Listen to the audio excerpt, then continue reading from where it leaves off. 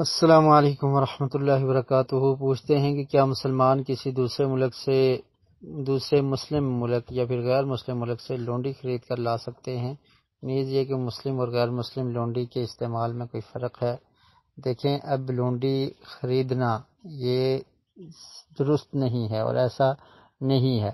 لونڈی کا مسئلہ یہ ہوتا ہے کہ جب جہاد ہو اور شرعی جہاد ہو اور اس کے بعد مسلمان کسی ملک کو فتح کر لیں، وہاں کے لوگ گرفتار ہو جائیں، تو جو عورتیں گرفتار ہوتی ہیں ان کو لونڈیاں کہا جاتا ہے، اور پھر وہ لونڈیاں جو امیر جہاد ہوتا ہے یا امیر لشکر ہوتا ہے تو وہ مجاہدین میں تقسیم کرتا ہے، جو صورت ابھی موجود نہیں ہے۔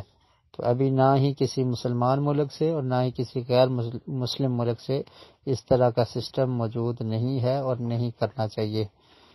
اور شاید آپ اس کی جگہ پر نوکرانی سمجھ لیں، تو نوکرانی دوسری چیز ہے۔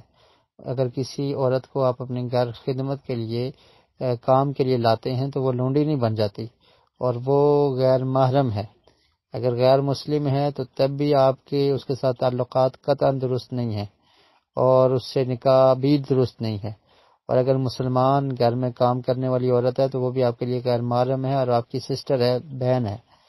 اگر آپ نکاح کرنا چاہتے ہیں تو یہ ایک صورت موجود ہے، بغیر نکاح کے جو تعلقات ہیں یہ زنا تصور ہوں گے۔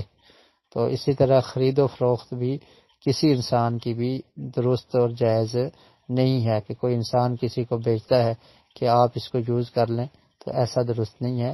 یہ صرف جہاد کے موقع پر ایسا ہوتا تھا کہ جو گرفتار خواتین ہوتی تھی ان کو لونڈیاں کہا جاتا تھا، غیر مسلم گرفتار خواتین۔